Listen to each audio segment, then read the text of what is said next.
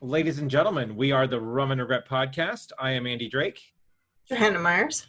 Nate Tessie, and we drink and we know things. Today is Thursday, July 30th, and we are going to talk The Old Guard on Netflix. Yes. So badass. This is a movie that just kind of sort of came up out of nowhere. I had zero reference for it. I had no idea that, that they were even making this. So no, until the movie dropped on Netflix, sort of a Bird Box situation, saying, "Hey, this movie's available. Check it out." And of course, if Charlize is there, you gotta see it. We're all on board. I thought you were gonna say Nate's there because it's not. I mean, they're not. It's not a lie either way. So you're fine. Okay. This is brunette Charlize too. So you're. Hey, I was trying to break the mold. I put Atomic Blonde on my list, right? Yeah. Which I think she's still a brunette in that movie. It's a wig. Yeah. Well, good for you, Nate. You're growing. Growing as a person. I'm not completely selfish and shallow. It's she has layers to her, and those layers are a wig. Right. Yes. Aw. But so for those who don't know, The Old Guard is actually a series of comic book graphic novels written by Greg Rucka, who wrote Lazarus. He also wrote Wonder Woman arc, illustrated by Leandro Fernandez, who has some Marvel ties with Deadpool and Punisher. And the basic sort of premise is the Old Guard are a sort of an undying group of warriors that are battling, I guess, with immortality, but then sort of become this just incredible sort of for-hire hit squad that are just just super awesome. I mean, without giving too much away, but we're going to spoil the shit out of it anyway, like we always do. Let me give you the quick byline I've got here. It's one sentence. There you go. Yeah. So, the Old Guard, a group of mercenaries, all centuries-old immortals with the ability to heal themselves, discover someone is onto their secret, and they must fight to protect their freedom. Ooh. Dun, dun, Dun, dun. dun. So let's just dig into it, and let's start with Joe. Joe, what did you think of it? I thought it was amazingly awesome. And for the big portion for me was I watched this with my husband, who is in the military. Yeah. And this was a militant vampire movie where kind of our two worlds collided. It's immortals and... Oh, okay, you said vampire. I was like, wait, what? What did I miss? Well, immortals. Spoiler alert, there are no vampires in this movie. I think vampires and the immortals. So they're immortals in this, but it's also legit militant, military, So you crossed your nerd streams is what you're saying. Exactly. Yeah, exactly. And then there's the whole Charlize where both of us were like, wow. Yes. That's cool. So Ken dug the undead soldier part of it? Mm-hmm. Yeah. And everything was done right, according to him. Oh, that's good. As far as all the guns and pew pew. The lingo and the handling of the weapons. Yep. I didn't Nice. get the actually that's not how this goes and no. Right. It was all very correct. Cool. If you had to give it a number rating out of 10, I where'd you would put give it probably a 7 out of 10. okay. All right. Let's go to Nate. Nate, what do you think? 7 out of 10? That's like my high school. I got a C average in high school. So you're giving my high school performance out of 10. Okay. Killer movie. Nice to have something new in front of us for those of us that weren't familiar with the graphic novels. Yeah. Really cool twist on both the kind of military or militant mercenaries with heart kind of thing. A lot of great twists in the actual plot as far as who these people are and what they've done for the world over the years, and years and decades and centuries and millennia, apparently. Really smart, really well directed, and really well edited. The stunt work, the choreography with the gunplay was second to none, really. I haven't seen gunplay like that in a long time. I mean, the last movie that had that kind of gunplay impact on me was The Matrix, but it wasn't even gunplay. That was just cool bullet time stuff. Right. This was really like insanely, slow as smooth as fast, get to the point and kill people as quickly as possible. And then the work with the melee weapons also was just really well done. So cool. With the swords and axes and that kind of thing. So, I really liked it a lot. I thought there was a bunch of twists early and then a bunch of cool twists kind of towards the end. I like the way that they played off that. There wasn't really any slow parts in the movie that I can recall. And the villain was great. So no spoilers at all, but the main villain in the movie is a pharmaceutical CEO, basically. Right. Let's see. Big Pharma. Stephen Merrick is the character name. Harry Melling is the actor. Okay. And just absolutely knocks it out of the park with this like completely self-absorbed, money-hungry techie. So the whole time I was watching this movie, I thought that was the guy from Silicon Valley. Which, if you guys have ever seen it, like both Ken and I were like, it's that guy. No, definitely not him. Chiwetel Ejiofor is really good as one of the supporting cast. I think all of the Mercs actually did a great job. They all had standout acting moments. I don't want to give anything away really with that. Well, I guess we're going to give it away. Yeah.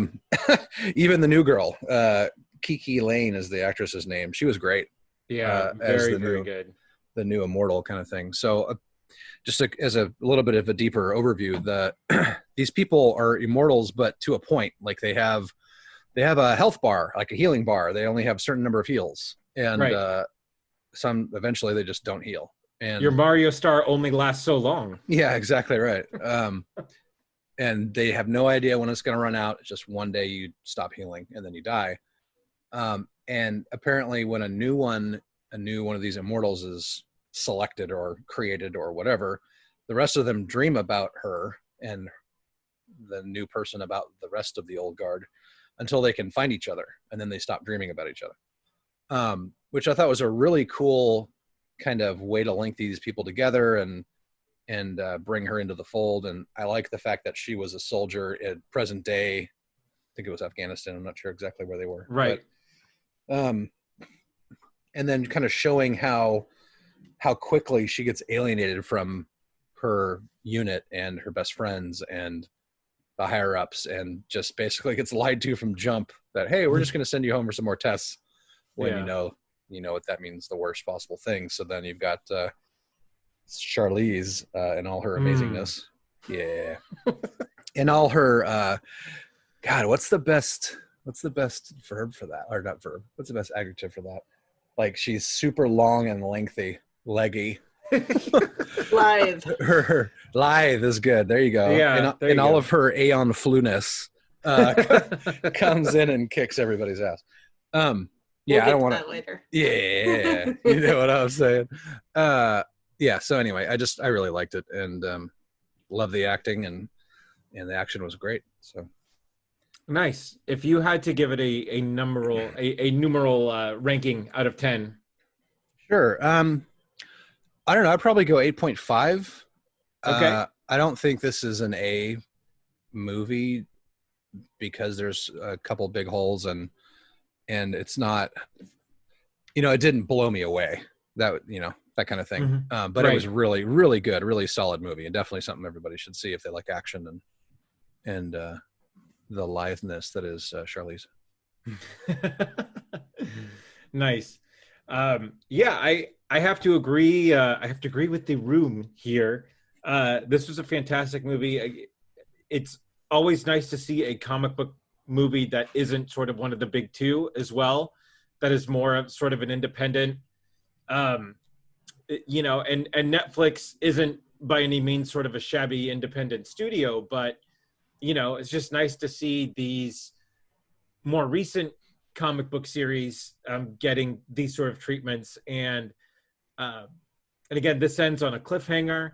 Hopefully we get more of these movies, which would be fantastic. I'd love to see where it goes. It almost inspired me to buy the collections just to sort of see, you know, if there were any differences or whatnot in this. Yeah, the graphic novels must be bloody as hell. Right. Because this movie is drenched in blood. Yeah, and that's so. Yeah, I mean, because I did that with Kick-Ass, and when I got the graphic novels for Kick-Ass, I'm like, oh man, if they did not have to sugarcoat the movie, you know, because it is so much more sort of raunchy and bloody and just, I mean, like very, very hard R in terms of sort of the content. So I would assume that the Old Guard does a little bit of the same. But yeah, no, again, the action scenes were just on point. Again, you know, you really get that these people are sort of, you know, they take their job seriously, but at the same time, they do get in their little ruts, and and then sure enough, they get this new person that comes in, and it's just such a great concept for a movie. And I thought it was very well done. Like you said, Nate, well acted. I love the twists and turns in it. And again, yeah, I want to see more. Like I want to see more of sort of the beginning, you know. I want to see the old guard. I want to, you know, I want to see it when they first started out. Yeah, exactly. But then I want to see where the story goes. I just want more. So I hope that they come back, and I hope that they do make more of these movies, and I hope it does well enough to do it, because, you know, I don't think we get movies like this just so often with it's seemingly really, really good source material that you have, you know. I think as of now, 10 volumes out there that could just go, and it would just be great to see. So yeah, I think I'm in the 8 to 9 range as well. The solid 8.5 I would have to agree with. I'm right there with you. So with that, where does this fall on your sort of favorite Charlize movies of all time? All time. I didn't even put this on my list because we were talking about it. Right. I don't know if we mentioned this at the top of the show, but we're going to actually go over our top 5 favorite Charlize movies. I was hoping to organically move into that discussion. Actually, in order to do that, you need to set it up at the beginning of the. I'm just kidding. Professional, we ain't. Yeah, right. Where does it fall? Would this crack your top 5? Yeah, given the list that I have here. I don't know. I don't think so. She's been in some really fucking good movies. Yeah. I'll have to think about that. Okay. It's definitely top 10 for me. Okay. Gotcha. Well, with that, maybe we should just pop into our lists. Yeah. I just wanted to throw something out there again. I guess, well, let's ask Joe first. Does this make your top 5, top 10 of Charlize movies? I think it has the potential. Because I only picked 4. Okay, so there's Charlize. 6 openings, and if it's a top 10 thing. How about you, Andy? Is this in your top 5, top 10? Well, thinking about it for the 2 minutes I had since I blurted this out. Yeah, right? Same. Put you on the spot back right there. She is such a versatile actress in what she does. Yep. With movies sort of like Monster. And did you guys see Bombshell, the one that came out, I think, a year, 2 years ago? No, I heard it was great. I've only seen clips, but I've seen a couple clips of her in it. And, you know, she does have this sort of badass action hero to it. But, she's so versatile in what she does and the roles that she picks. Like, I don't feel comfortable putting it in the top 5. Like, if it's her, like, top 5 action performances, then definitely yes. it's Yep. just top 5 performances, then no, I'd have to agree with you, Nate, that this is a sort of a top 10 movie, not a top 5. Yep. So yeah, so that's where I would go with it. Yep. Yeah, makes sense. And then just to reiterate what I said in our last podcast, I love the fact that these comic book adaptations or these video game adaptations, all these adaptations are doing really well, and hopefully that'll lead us to a great D&D movie at some point. Yes. I'm just going to keep throwing it out in there. In the No, ether. until it happens, because if you the don't, hell out of it. if you don't, it will die, and Yeah, we do not want it to die. So And Charlize in D&D would be amazing. Hell yeah! Oh my goodness! Oh my god! Yeah. Yeah. Just as long as she doesn't play the gelatinous blob. Although she Cube, Andy. It has a shape. Oh, that would be the sexiest gelatinous blob known to man. Right? It'd be great for her to do Let's the be voice of honest. one. That'd be great. Oh, yeah. Oh my god, that'd be hilarious. Yeah. Except they don't So yeah, hashtag get Nate hired, and then hashtag shut make up. a D&D movie. know. Right. Oh, my Hashtag Charlize gelatinous blob. God. Ooh, she could be Tiamat, like the big dragon queen lady. Ooh. Look out. Ooh. Power and acting ability. No. All right. Yeah. I Let's get do to our call believe that- that is for another podcast. Yes. We call that gravitas. there you go. All right. Yeah. So Joe, let's just roll around the horn. What's your sort of top 5 Charlize? Top 5, which it's more of a top 4. So first of all, which I'm gonna catch a lot of crap for this, I know, is Aeon Flux, because I love Aeon Flux. Floo. Favorite? It's Flux. God damn it! Floo. No, it's Flux. Wrong. Wrong. We'll fight over this later. I don't know if you're up to it right now, Joe. I'm sorry. I'm such a shit. Go ahead. Continue, please. I love you. So this movie should have never been made. I agree with that fully. But she nailed Aeon Flux as a character. It's Flux, goddammit. Yeah. Aeon Flux is very sort of Suicide Squad and Margot Robbie sort of nailing Harley Quinn. Like the rest of the movie can just go to hell. Yeah. But I just want to watch Margot Robbie be Harley Quinn all day. Yes. So yeah, I agree with you there. Like I said, her portrayal of Aeon Flux Perfect. is it was just right on. It's just so good. Yeah. So next one for me is Wait, I wanted to say something about Aeon Flux. you can't. You can say something about Aeon Flux. So I have a GIF of Aeon Flux on my I will literally murder you. and the show has hit a new low. So yeah, for those of us that are old enough, Liquid Television back in the day was a cool breakup on MTV between videos. They actually used to play music on MTV. And so Aeon Flux was a late night, amazing animated series, and crazy, like erotic and just kind of like on the heavy metal vibe almost, but not quite as revealing because it was MTV. Yeah, one of my all-time favorite animated anythings. So I was stoked when they made this movie, but you guys are right on. Like the movie was terrible, but she was spectacular. Yeah, she nailed it. Agreed. Boom. Next, Joe, what do you got?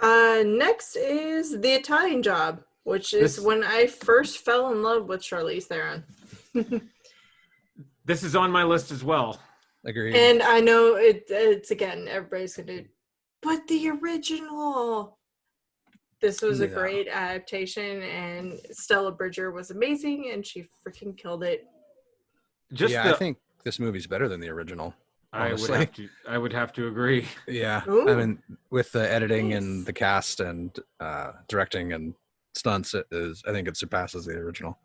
Yeah. Well, I mean, and to bring this back to Charlize, opening. Well, her opening sequence is her busting the safe with the cops, right? Mhm. Yeah. But then there's the isn't there the tight black tank top safe busting scene? I will neither confirm nor deny that. I plead the fifth.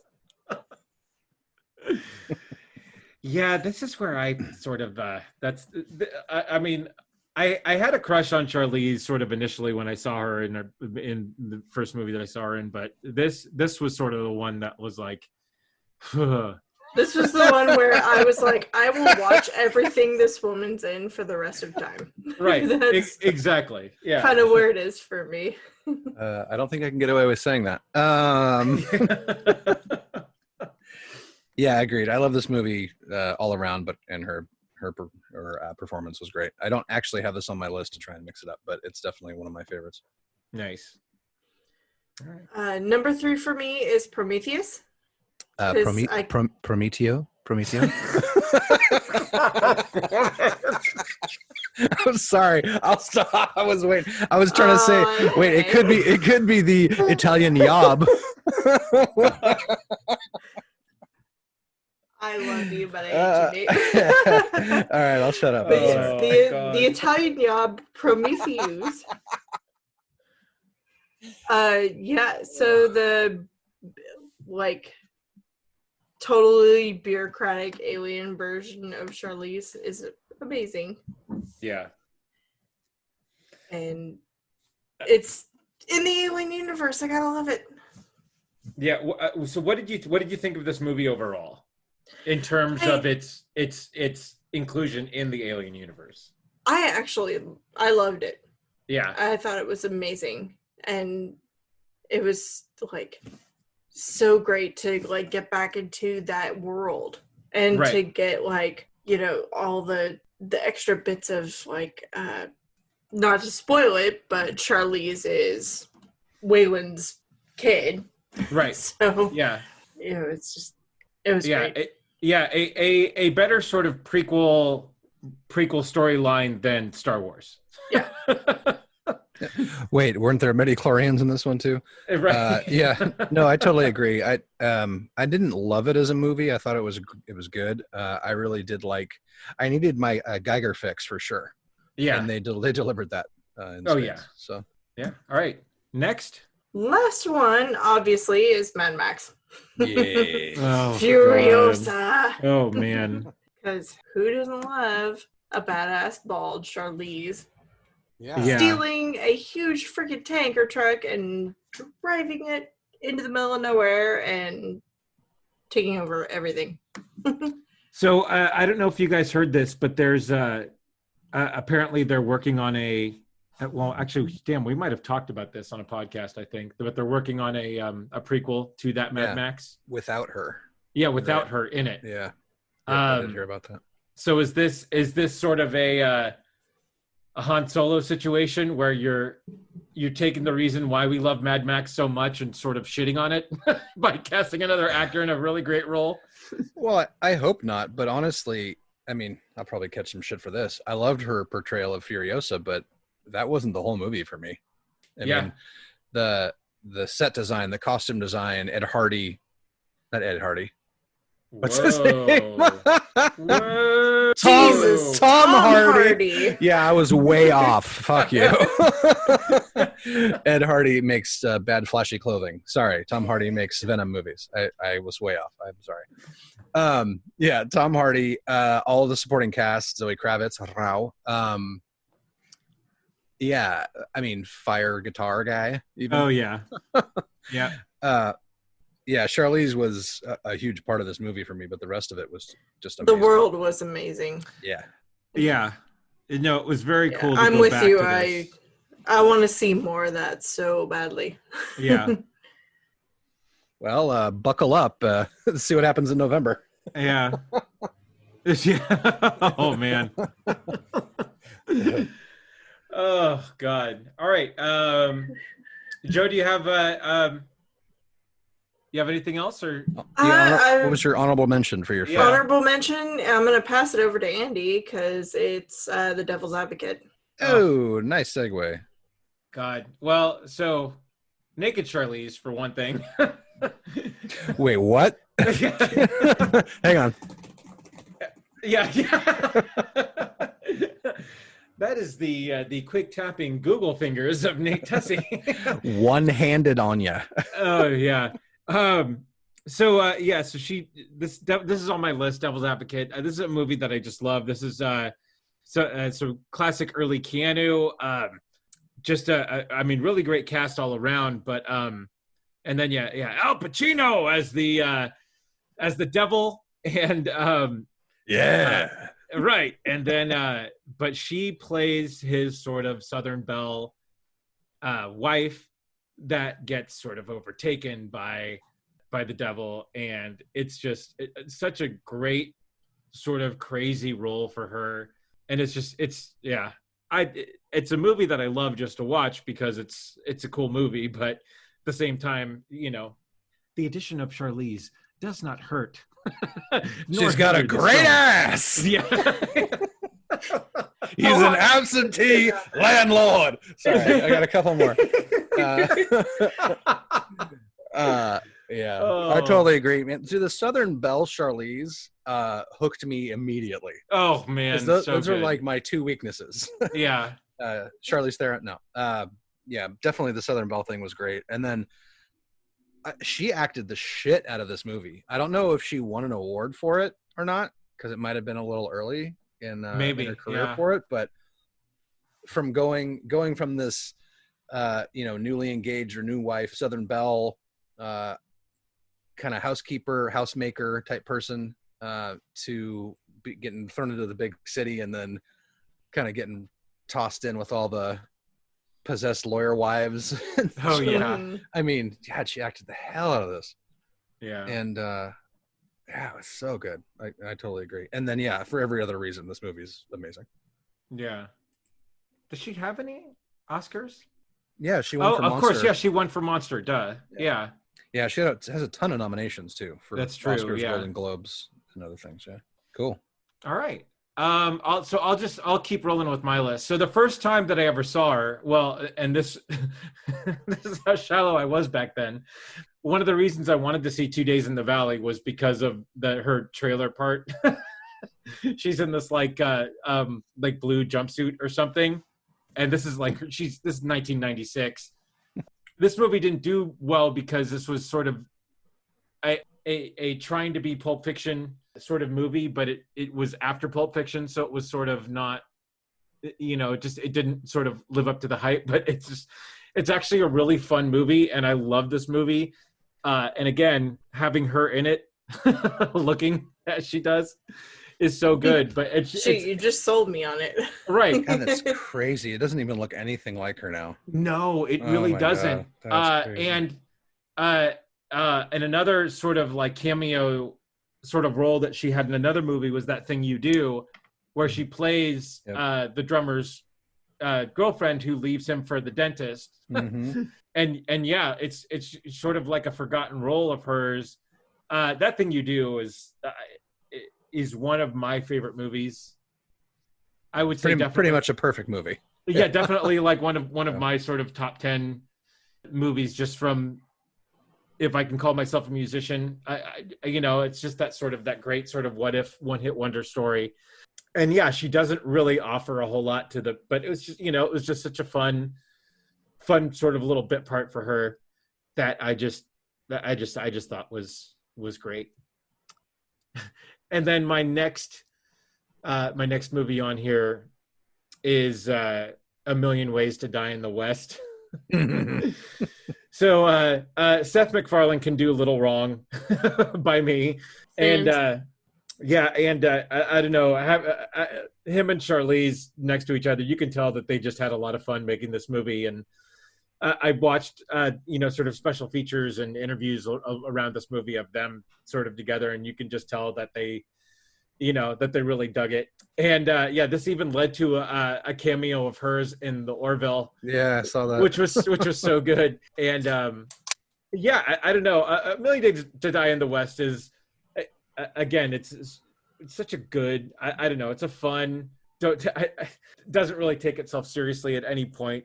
during the movie, and just the the mustache song. I love the mustache. I need to watch that movie again. I remember it being really fun the first time. Oh God! And even the fair, everybody dies at the fair. I love it.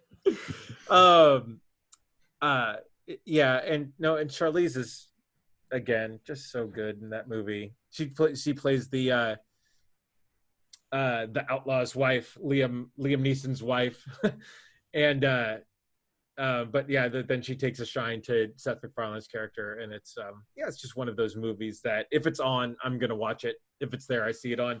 Unless it's on TBS and it's cut to all hell, where I'm not going to watch it. Oh, yeah, no, don't do that. It's like watching Beverly Hills Cop on TBS. Right, exactly. Yeah. Another movie that I like, this is sort of an honorable mention, which is Young Adult. This is her and Patton Oswalt, where she sort of plays that sort of unattainable sort of female high school girl that sort of we all knew in high school, that one person that was just sort of above everybody else.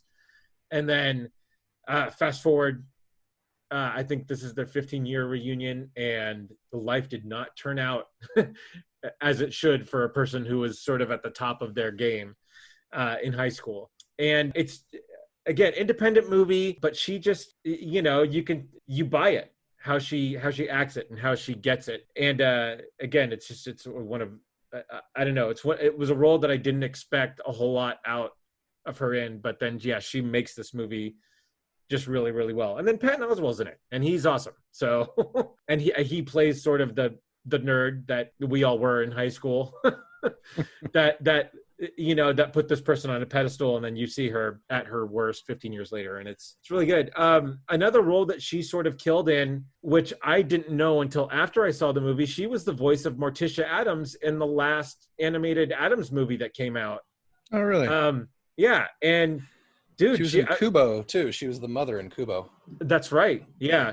But no, she, she throws down an accent for this, and she is just so good as Morticia Addams. And again, you hear the voice, but you just don't know that it's her. Yeah. Which is great. And then I don't know if you guys saw this, but the quarantine version of Princess Bride that just came out. Oh yeah, she plays. Mm-hmm. Who did she play? Yeah. She's Fezzik during that's right. Yeah. So if you can YouTube that scene, it's so good. I'll see if I can find it and put it in the show notes. That's funny. Addie and I just watched the Battle of Wits scene. Oh, nice. The other day. That was hilarious. Oh, yeah. Again, with our friend Patton Oswalt. Yes. He does a great job in that. Oh my God. Yeah. I haven't seen it, but Patton Oswalt's wife, Meredith Salinger, is in that as Count Reuben. Yes, right. Nice. Very cool. And that'll about do it for my list. Yeah. Well, let's go to over to Nate. Cool. Well, I'll make it. I mean, two of mine have already been talked about: Devil's Advocate and Mad Max. I've already kind of said my piece there, so yeah, we'll let those go.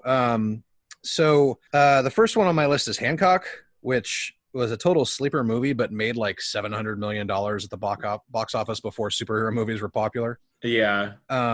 Will Smith, Jason Bateman, obviously, Charlize Theron.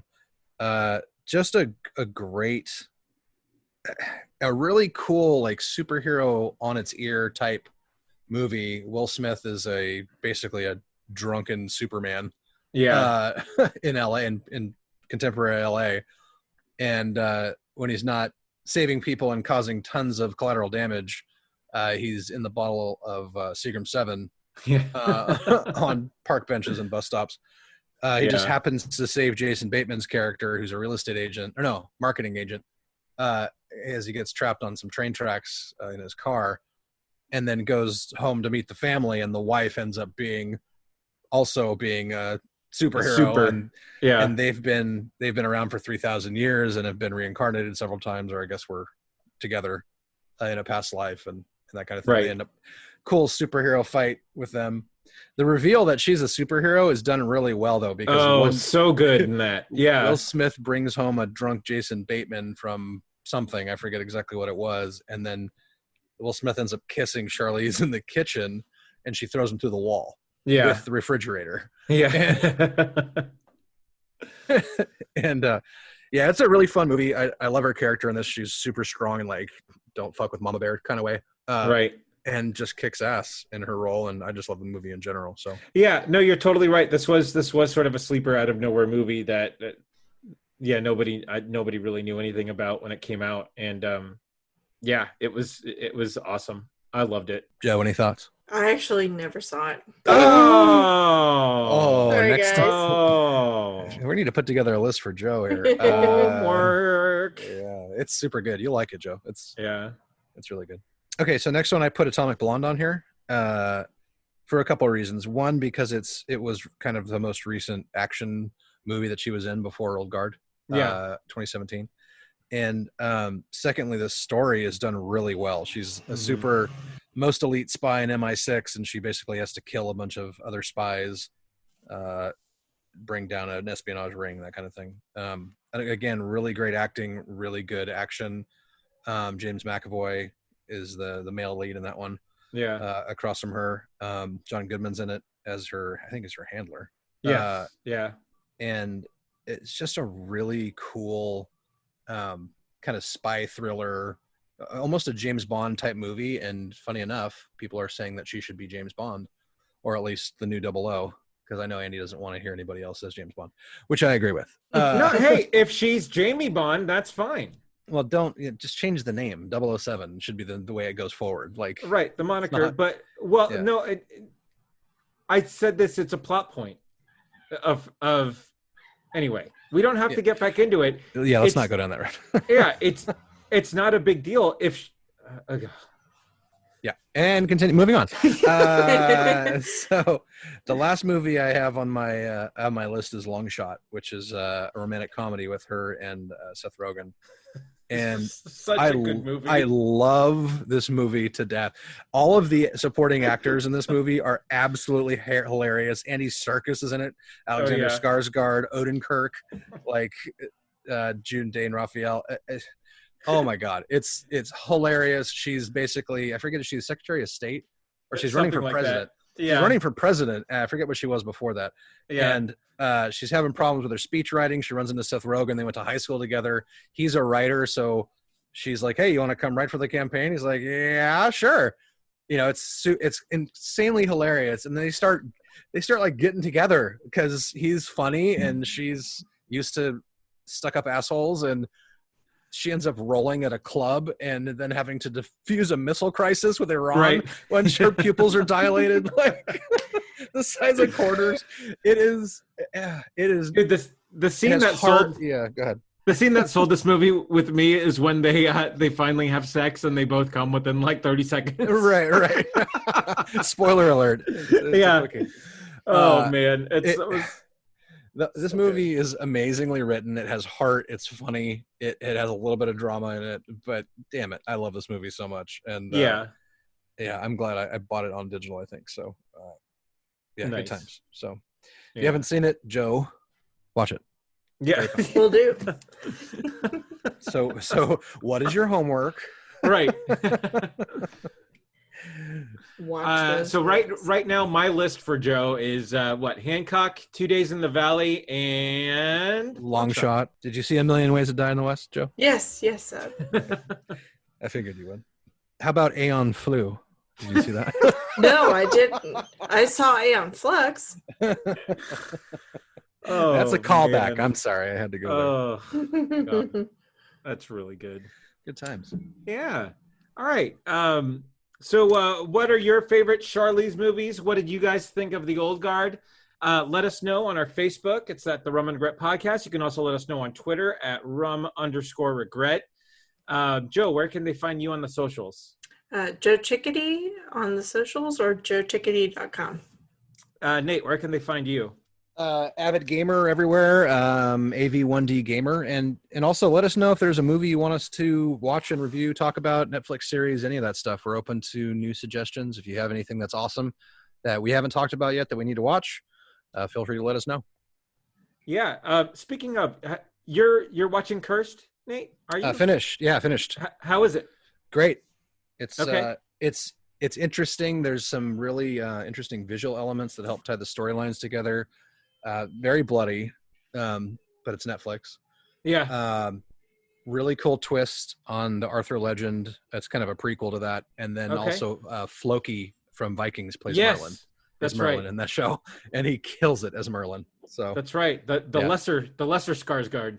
yeah, all good reasons to Yeah. watch it. Yep. Nice. Okay. On Facebook, you can find me at Crazy Drake or Andrew Drake on Twitter. Once again, we are the Rum Regret podcast. And until the next time, we have spoken.